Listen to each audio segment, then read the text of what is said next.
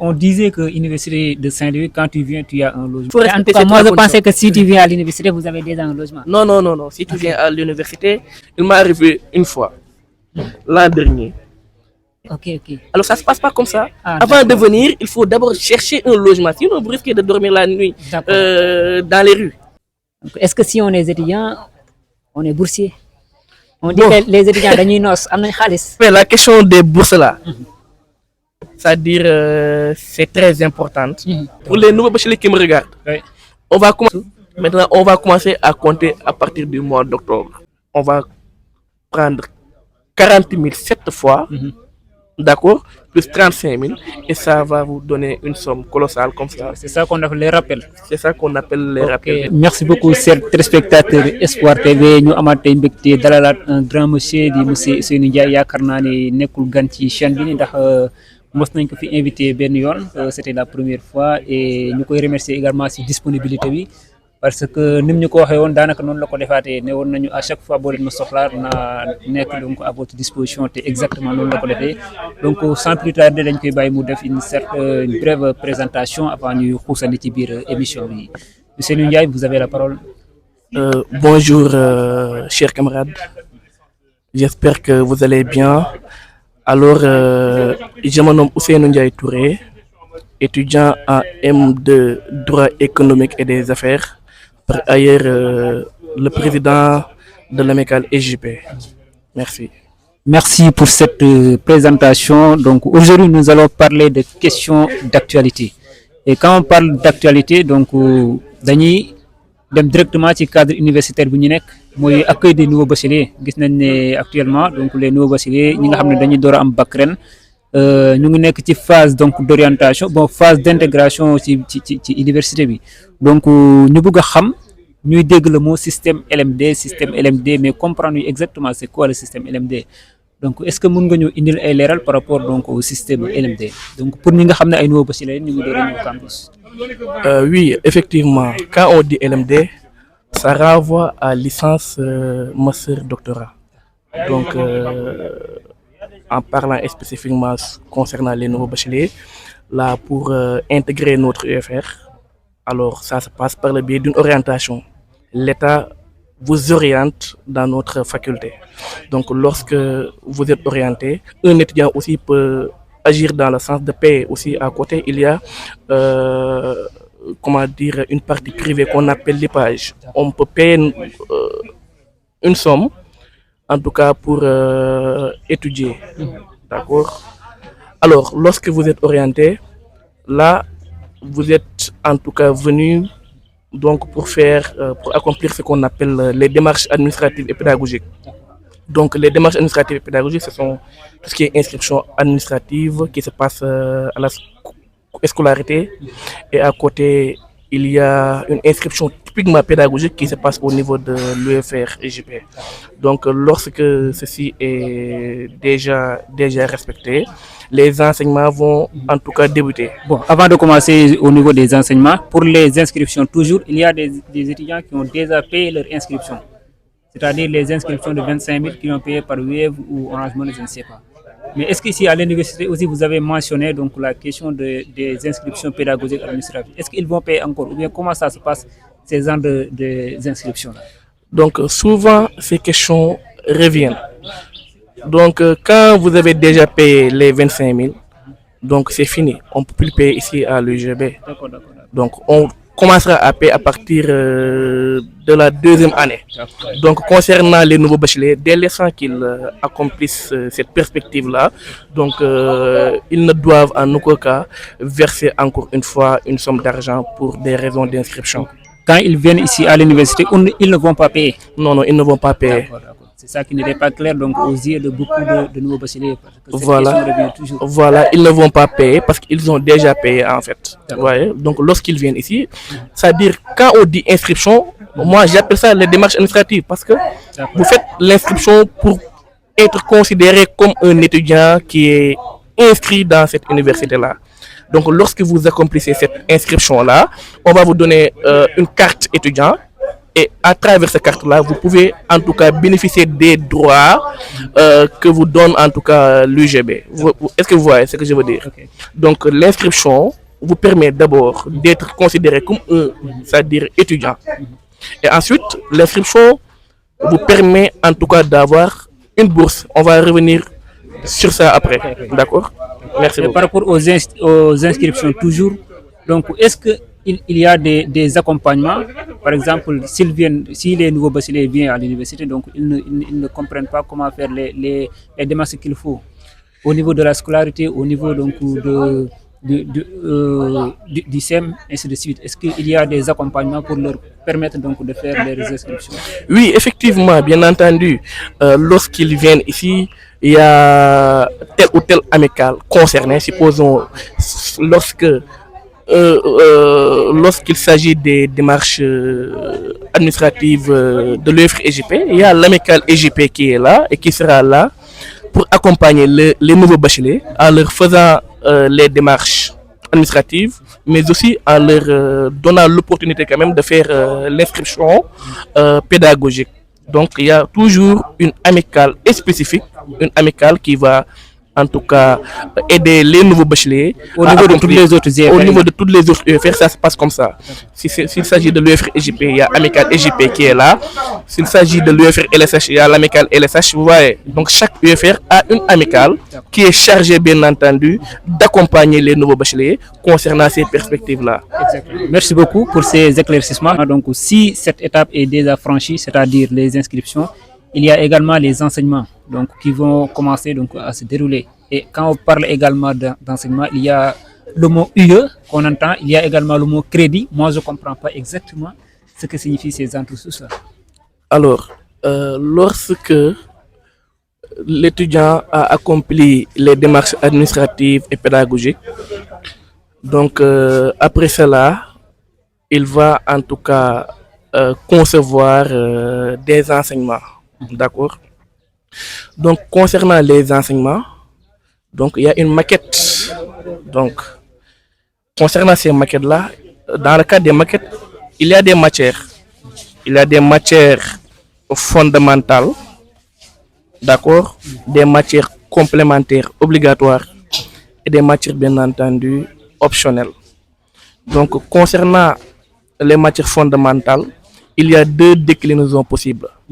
Donc, d'une part, il y a les matières fondamentales qui sont ATD et les matières fondamentales qui sont sans TD. Les matières fondamentales ATD, ce sont des matières, en tout cas, à travers lesquelles l'étudiant ou bien les étudiants vont subir des travaux dirigés. Donc, qui sont des sciences pratiques. Donc, à hauteur d'1h30. Donc, qui vont permettre à l'étudiant, bien entendu, d'approfondir ses cours. D'accord? Les matières sans TD, ce sont des matières qui sont sans TD, qui sont sans sciences pratiques. Vous comprenez ce que je veux dire?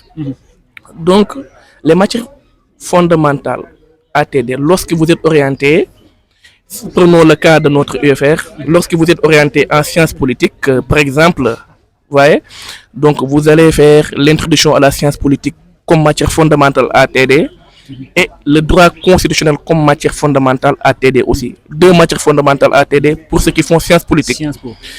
Si vous êtes orienté en sciences juridiques, vous allez faire l'introduction au droit et droit des personnes, d'accord, concernant le premier semestre comme matière ATD. Et le droit constitutionnel comme matière ATD. Ça veut dire quoi?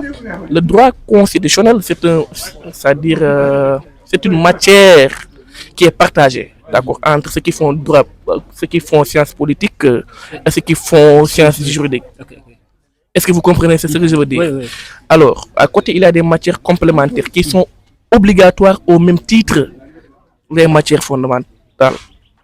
À côté, il y a les matières optionnelles. Quand on dit optionnel, on choisit. D'accord. Ce choix c'est fait. Oui, au niveau durant l'inscription pédagogique. Okay. C'est en ce moment-là que l'étudiant va opérer un choix entre telle ou telle matière. D'accord. Vous comprenez ce que je veux dire? Exactement. Oui. Donc maintenant, lorsque vous subissez ces matières-là, les matières vont de pair. Exemple, les matières fondamentales ATD. On prend l'exemple de ceux qui font sciences juridiques.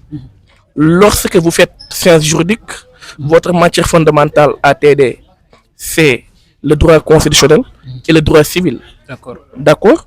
Maintenant, ces deux matières vont, en tout cas, être régies par une UE. Ça veut dire C'est ça qu'on unité appelle- d'enseignement. Exactement. Ici, pour, en tout cas, pour mieux comprendre, il faut, supposons, on peut avoir, exemple, 10 en, comment dire, on peut avoir 12 en droit droit constitutionnel, et avoir 8 en droit civil. Malgré tout, on va passer lire. D'accord, d'accord. Donc, D'accord? ce sont On va des pas yeux- reprendre. Est-ce que vous comprenez ce que je veux dire? Oui, Parce oui. que les yeux se compensent. D'accord. C'est ça Vous qu'on appelle comprenez? la compensation. Ouais, c'est ça qu'on appelle la compensation. On a 12 en droit civil et 8 par exemple en droit cons. Et malgré tout, on va pas rattraper D'accord. parce que les yeux se compensent. Est-ce que vous comprenez ce que Oui, je veux oui, dire? je comprends. Donc ça se passe comme ça. Maintenant, parce qu'en réalité, quand on parle de système LMD, ici, c'est pas les matières qui importent, ce sont les yeux qui importent. Ok. Donc pour passer en classe supérieure, il faut avoir, ou bien il faut faire la totalisation de 42 crédits. Ok. C'est ce qu'on appelle les crédits. Crédit. D'accord? Ouais. Quand on a 42, parce que dans les normes, on doit avoir 30 en premier semestre et 30 en second semestre. Ça fait 60 crédits. Voilà. Si on dit 42, ça veut dire qu'on peut passer d'un point de vue conditionnel. Ok, ok. Vous comprenez? On a totalisé 42 crédits, on passe en classe supérieure. Si on a moins de ça, on reste, on redouble. Donc ici à l'université, il y a possibilité de redoubler. Oui, bien sûr que oui. Ok. Lorsque vous n'avez pas 42 crédits, vous redoublez. Lorsque vous avez 42 crédits, là, Vous avez passé. vous devez passer en Mais classe de supérieure. manière conditionnelle. Oui, mais de manière conditionnelle, ça veut dire en L2, lorsque tu quittes L1, tu passes conditionnellement en L2. Lorsque ceux qui vont venir, qui vont faire L1, vont faire les rattrapages ou bien les examens, vous devez faire au même titre que Ok. ces Donc, rattrapages-là si parce on que peut vous devez prendre- passer conditionnellement. Donc c'est l'exemple d'un élève qui a eu la moyenne de 10 et plus alors qu'il n'a pas le BFM. Mhm. Il peut passer en classe de seconde, Oui, mais il va revenir pour faire l'examen. C'est ça le système donc. LMD. Ok. Je Donc, comprends. On a 42 D'accord. crédits. Ok. Dans les normes, on doit avoir 30 et 30. Ça fait Mais 60. voilà, maintenant, on vous dit, malgré tout, si vous avez 42 crédits, D'accord. vous pouvez passer en classe supérieure. D'accord. Mais les matières, Que vous n'avez pas validé. donc ces matières-là, vous devez les refaire Ok, lorsque les nouveaux bacheliers viendront et qui vont faire leur examen. Vous allez D'accord. subir ces évaluations-là au même titre que. Exactement. Voilà. Merci beaucoup pour ces Une explications. chose à préciser, on ne peut pas quitter L2 pour aller à L3 tout en amenant les matières de la L1. D'accord. Donc cela signifie qu'il faut absolument valider la première année Oui, pour pour aller passer en L3. en troisième année. Ah, ça veut dire quoi? D'accord. On peut quitter L1 pour aller en L2 Avec 42 crédits. avec 42. D'accord? Mais on ne peut pas quitter L1. L2 à la L3 tout en maintenant les matières que vous n'avez pas encore Exactement. validées en L2. Donc, si on valide également la première année avec 60 crédits, Mhm. en L2, on a 42 et plus, on Oui. peut passer en On peut, L3. on peut passer en L3. Mais si c'est le cas en L3, En L3, lorsque vous venez et vous avez, lorsque vous venez, vous faites L3. Vous ne pouvez pas quitter L3 pour aller en M1 conditionnellement. ok. Non, non.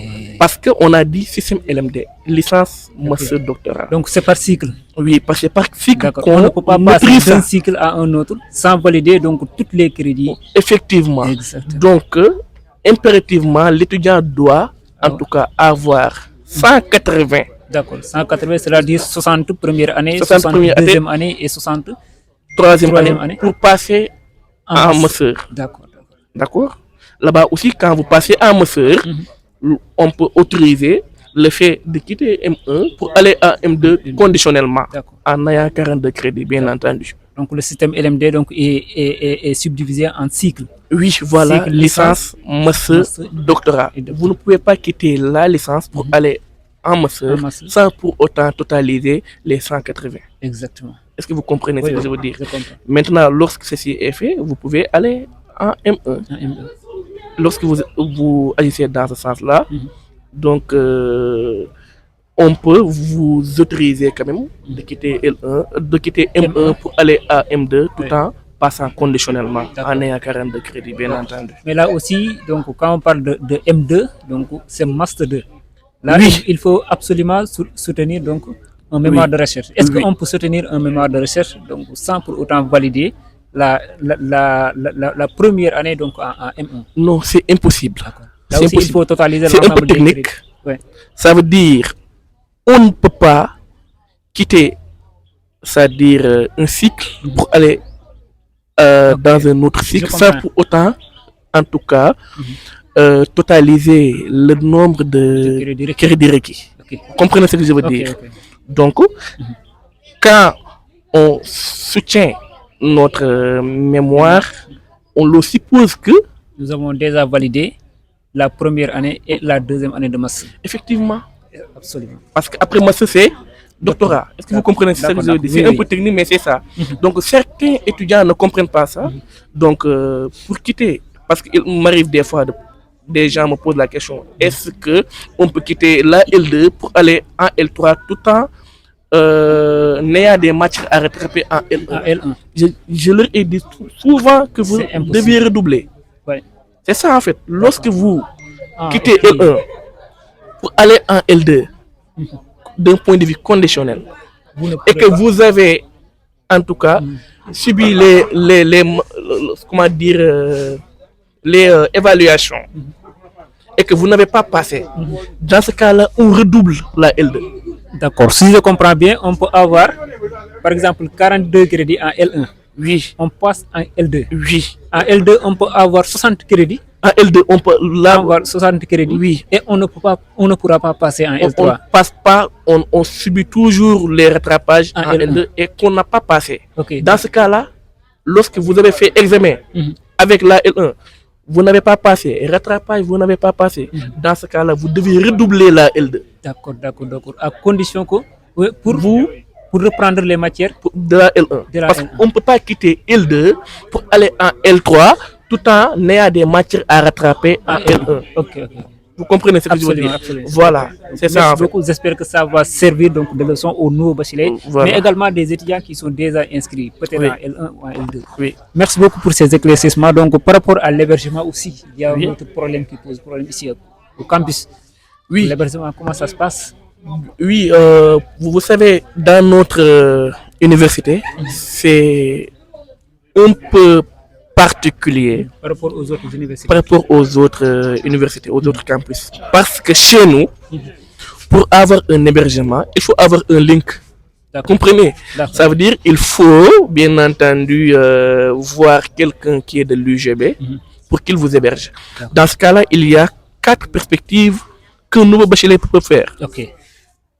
Lorsque vous voulez un logement, d'abord, vous devez voir dans votre localité, est-ce qu'il n'y a pas des étudiants qui sont actuellement à l'UGB? Vous leur demandez de vous héberger. Lorsque vous n'avez pas quelqu'un qui habite dans votre localité qui pourra vous héberger, ici au niveau du campus, il y a ce qu'on appelle c'est-à-dire amicales de localité.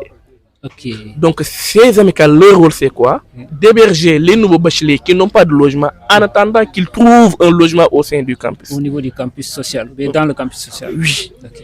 Alors, lorsque aussi vous ne pouvez pas, ou bien vous n'avez pas une amicale qui pourra agir dans ce sens-là, vous pouvez avoir recours à la location privée. Ok. En face UGB, il y a des bâtiments ou bien des chambres à louer. Ok. Vous comprenez? Ouais. Donc cela c'est à hauteur de, je pense, 35 000, 40 000, tout dépend. Ça dépend donc. Vous pouvez louer, 2 personnes peuvent opter de louer une chambre, Ok. partager la chambre, pour ainsi étudier. Vous comprenez ce que je veux dire? Ouais. Maintenant, c'est ça la 3e perspective. La 4e perspective, par chance, si vous avez bien entendu des proches au sein de comment dire, l'université. oui, Ou bien au aux sein, alentours. voilà, sur Saint-Louis, Ouais. vous pouvez agir dans le sens de leur demander de vous héberger pour un temps, D'accord. histoire de vous laisser quand même l'opportunité de trouver un logement, bien entendu, au sein du campus. D'accord. Mais pourquoi on disait que l'université de Saint-Louis, quand tu viens, tu as un logement, tu as une chambre, tu as tout. Et donc la réalité n'est-elle pas le cas actuellement? Pourquoi ça? Bon, maintenant, actuellement, ça ne se passe pas comme ça chez nous. Hein. Ok. Chez nous, il faut Mais en respecter tout cas, ces moi trois je pensais conditions. que si tu viens à l'université, vous avez déjà un logement. Non, non, non, non. Si tu viens à l'université, il m'est arrivé une fois, l'an dernier, un étudiant de la paix 35 ans. Il vient pour faire les démarches administratives et pédagogiques. Il vient vers 3 heures du matin, 4 heures. Ok. Il m'appelle en me disant je suis actuellement au campus. Il dit oui, bienvenue mon ami. Comment vous allez? Il m'a dit oui, je vais bien. Maintenant, je vais loger où? Est-ce que vous voyez? Ok, ok. Parce qu'en réalité, ces personnes-là n'ont pas l'information. La En fait. bonne information. La bonne information. Ils pensaient qu'ils viennent et ils vont intégrer D'accord. directement un village. Donc s'ils ont déjà inscrit, donc ils ont déjà leur Oui, clé en main. voilà. Ils pensent que lorsqu'ils accomplissent leur démarche administrative, leur paiement de 25 000, Ok. lorsqu'ils viendront ici, ils vont voir une chambre comme ça, ils vont intégrer. Ok, ok. Alors ça ne se passe pas comme ça. Ah, Avant de d'accord. venir, il faut d'abord chercher un logement. Sinon, vous risquez de dormir la nuit D'accord. dans les rues. Ouais. Vous comprenez? Il faut d'abord chercher un logement. C'est ça la dimension première à respecter. D'accord? Chercher un logement d'abord. Il faut voir est-ce qu'il y a des personnes qui sont dans la possibilité de vous héberger. D'accord, d'accord, d'accord. Si vous avez un logement, vous venez. Si vous n'avez pas un logement, vous risquez de venir en dormant la nuit dans les rues. Ok. Tu vois ce que je veux Ouais, dire? ouais. Voilà, ça se passe ainsi chez nous. C'est pas comme l'UCAD. L'UCAD, il y a des systèmes de codification, Ok, quelque ok. chose comme ça. Mais si Mais nous, on ça vous n'est pas- héberge pour que vous puissiez intégrer les chambres. Ok, ok. Voilà. Mais aussi, donc ça et cette question donc est due au l'insuffisance donc des infrastructures au Oui, niveau du raison pour campus. laquelle je lance un appel au gouvernement, Ok. d'accord, d'essayer au moins de mettre en place un nouveau pavillon Ok. qui pourra en tout cas accueillir les nouveaux bacheliers. Ok. Parce qu'actuellement, les chambres sont très pleines. Vous pouvez voir 5 dans une poche. Quand je dis poche, c'est-à-dire la moitié d'une chambre. Ok. Vous voyez 5 personnes qui dorment là-bas. Ok. Est-ce que vous voyez ce que je veux dire? Ok. Je pense que la meilleure chose, d'abord, c'est d'avoir recours aux pavillons spéciaux qui vont, en tout cas, bien entendu, Pouvoir recevoir accueillir, oui. les nouveaux bacheliers. Parce C'est que mieux. cette question, donc, ça intéresse les étudiants. On ne peut pas orienter des milliers d'étudiants D'étudiants. sans construire. Il paraît qu'ici à l'UGB, depuis 2021, il n'y a pas de Il n'y a pas de construction. construction. C'était depuis le village Q. C'était Village Q. nous, en réalité, qui avons occupé Votre ce projet, village. jusqu'à ce que vous soyez Actuellement, on est en M2. en M2. Oui, on est en M2. Il n'y a plus de villages construits. Donc, je lance un appel pour qu'il y ait sincèrement un nouveau village, Ok. d'accord, pour accueillir les nouveaux bacheliers. Ok. Donc, Pourquoi pas en 2026? j'espère que les autorités donc, vont entendre donc, cette cri de cœur Ouais. de Seynou Touré, le président de l'amicale Ouais, EJP. sincèrement, parce que c'est très difficile, parce qu'on voit parfois des étudiants qui quittent Lebar. Vous connaissez Lebar? Non, non, Qui quittent Gandon. Vous connaissez Gandon? non, non. C'est très loin, ou bien? Qui quittent Pâle même pour venir étudier ici. Parce qu'ils n'ont pas, en tout cas, des logements. Ok. D'accord? Et ça va pénaliser donc les. Ouais, ouais. Beaucoup d'étudiants. Il y a beaucoup d'étudiants.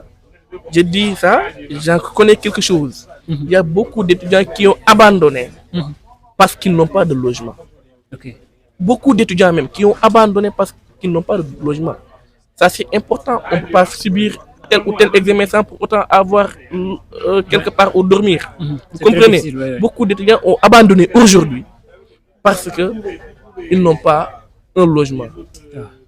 Et Désolant, ça, c'est très facile à régler. Construisez un village aussi simple que ça. Donc ça va régler quelque chose quand même. Exactement. Nous, on ne demande que ça en réalité. Merci. Je ne suis pas dans le domaine de la revendication, Oui, mais quand mais même, en tant en qu'étudiant, tant que vous avez président, le droit. en tant que comment dire, un étudiant, j'ai- j'ai- j'éprouve le besoin quand même de dire ça.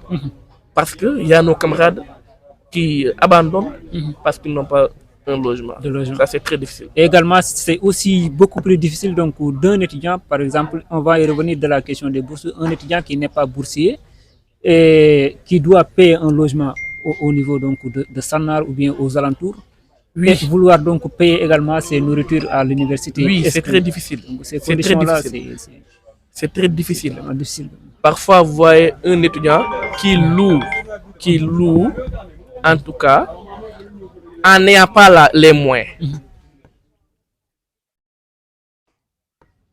D'accord? Un étudiant qui loue parce que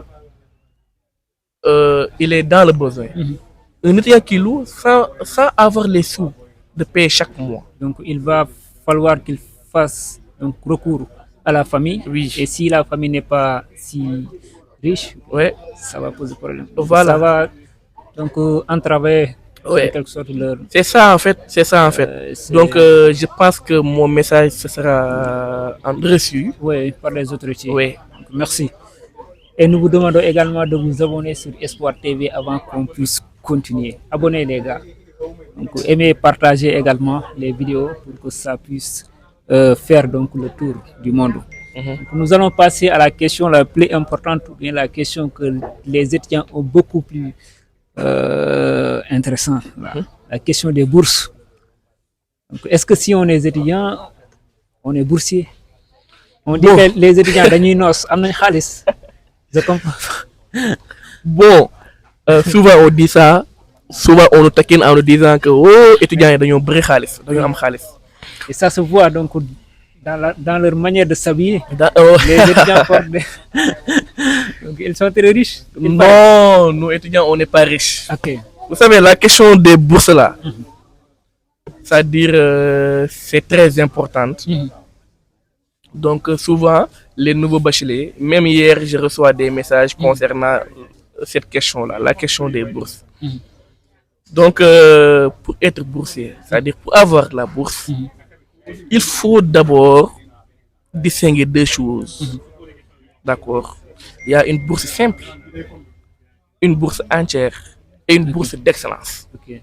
La bourse simple, vous ne pouvez pas avoir une bourse simple sans pour autant avoir une moyenne de 10 qui se situe entre 10,90 Ok, et 11. et 11,99. Si vous êtes dans cet intervalle-là et que vous n'êtes pas passé à second tour, Ok. Donc c'est uniquement les étudiants qui ont passé en premier tour, oui, donc qui peuvent sous avoir certaines la conditions. bourse. Ouais. Ouais. Alors, Il faut si passer vous avez en premier tour et Ouais. avoir une moyenne de 11 au minimum. oui, 10,90 jusqu'à 11,99. Lorsque vous êtes dans cet intervalle-là, vous avez une bourse simple, C'est ça qu'on appelle demi-bourse. demi-bourse. D'accord? Donc, ça veut dire 20 000 francs par mois. D'accord. Est-ce que vous suivez ce que je veux Oui, dire? je comprends. Si vous êtes dans l'intervalle 10,90 et 11,99, Vous avez une on demi-bourse. suppose que vous avez une demi-bourse. À Une condition bourse que vous simple. avez passé. À condition que vous n'avez pas eu votre bac au second tour. D'accord, d'accord. Donc si nous avons obtenu notre bourse, notre bac donc au second tour, nous ne serons pas boursiers. Non, non. Si vous êtes passé au second tour, Même vous avec une n'êtes moyenne pas de- boursier. de Même 14. si vous avez 1000 sur 20, Ouais. vous n'avez pas une bourse. Ok, ok, D'accord. ça c'est clair. Ouais. Alors, c'est l'hypothèse où l'étudiant est boursier, mais a une demi-bourse. Bourse simple. 10,90 jusqu'à 11,99. 11,99. On suppose que, bien entendu, vous avez une demi-bourse. Oui. Maintenant, si vous avez 12 jusqu'à 13,99, on suppose que vous avez une bourse entière. Exactement. Et là, c'est plus 20 000 par mois, mais c'est 40 000 francs 40 000. par mois. Exactement. Maintenant, lorsque vous avez 14 jusqu'à 19,99 ou bien jusqu'à 20, 14 et plus. 14 plus, là, vous êtes dans, vous avez ce qu'on appelle Bourse une bourse d'excellence. d'excellence, exactement. Là, c'est plus 40 000 par mois, on va augmenter 20 000, Ok, 60 000 francs par mois. par mois. Vous comprenez ce que je veux Ouais. dire? Maintenant, cette émission va me permettre d'éradiquer ça pour Ouais. que Donc, vous les espérez nouveaux que- bacheliers comprennent Comprendre comment donc. comment ça fonctionne les bourses pédagogiques. Exactement. 10, 90 jusqu'à 11, 99. 11,99, Oui. bourse, Demi-bourse. demi-bourse, Oui. bourse simple. Mhm. De 11 jusqu'à 13,99, on suppose que vous avez une bourse entière, 40 000 francs par mois. À partir de 14 plus Jamkao, là on considère que vous avez bien entendu une bourse d'excellence, Exactement. 60 000 francs par mois. C'est très Maintenant, Mhm. les bourses seront en tout cas données après au mois d'avril. Avril, mai, quelque chose comme Après ça. les inscriptions, Oui, normalement. oui. Parce qu'en réalité, on va commencer à compter à partir du mois d'octobre. Pour les nouveaux bacheliers qui me regardent, Oui. on va commencer à Donc, compter à Vous partir, pouvez regarder directement. à partir du mois d'octobre. Si vous avez une bourse entière, exemple, si vous êtes dans l'intervalle 11 jusqu'à 13,99, vous avez une bourse entière, d'accord? Si vous êtes dans l'intervalle 10,90, c'est un peu technique là. Ouais. 10,90 jusqu'à 11,99, vous avez demi-bourse. Si vous êtes dans l'intervalle 12 jusqu'à 13,99, vous êtes en tout cas dans, vous avez ce qu'on appelle la bourse Entière. entière. À Vous partir de comprenez ce que je veux 14, dire? bourse. Maintenant, on va commencer à compter à partir du mois d'octobre. Alors, on va commencer. Si vous devez recevoir votre bourse au mois d'avril, on va compter octobre, novembre, décembre, janvier, février, mars, avril, ça veut dire 7 mois. mois. Donc, on va compter 40 000 durant 7 fois. D'accord. 40 000 7 fois, Ok. plus 35 000. Maintenant, Ok. ces 35 000 là, c'est ce qu'on appelle les trousseaux. D'accord. On va prendre 40 000 7 fois, d'accord, plus 35 000, et ça va vous donner une somme colossale comme ça. C'est ça qu'on appelle les rappels. C'est ça qu'on appelle les Ok. rappels, bien entendu. Exactement. Comprenez. C'est très clair. Voilà. Si vous avez demi-bourse, on va compter 20 000, 20 000, 20 000, 20 000, 20 000, plus 35 000, c'est les trousseaux. Trousseau, chaque fois, c'est 35 000. Ok, ok. Comprenez. Donc, que ça soit au niveau, donc, pour ceux qui ont demi-bourse, Oui. ceux qui ont bourse entière ou Oui. bourse d'excellence. Si vous avez bourse d'excellence, 60 000, 60 000, 60 000, 60 000 7 fois, plus bien entendu 35. les trousseaux 35 000, Ok. et ça va vous donner C'est très clair. la moitié d'1 million. D'accord. Ah, Vous comprenez? vous devez même être un nouveau bachelier. Merci beaucoup. Mais il y a également un autre, ou bien j'entends le mot bourse sociale aussi. Qu'est-ce que ça veut dire? Voilà, Là, vous venez donc de nous faire éclaircir donc ce qu'on les appelle bourses pédagogiques. pédagogique. Mais il y a également, j'entends le mot bourse sociale. Oui. Qu'est-ce que ça veut dire? Voilà, Et quelles sont les conditions d'obtention? voilà. Il y a deux types de bourses, je disais, et une aide. Attention, Ok, il y a. il y a deux types de bourses et une aide. Ok, ok, ok. Donc, il y a les bourses pédagogiques. J'ai Que dit vous avez tantôt, déjà évoqué. voilà, les bourses pédagogiques, il y a les bourses simples, bourses Bourse sociale. demi-bourse, Mhm. bourse entière et bourse d'excellence. Pour les Demi-bourse, voilà, c'est entre 10,90 jusqu'à 11,99. 20 000 francs par mois. Bourse entière, entre 12 jusqu'à 13,99. D'accord? 40 000 francs par mois.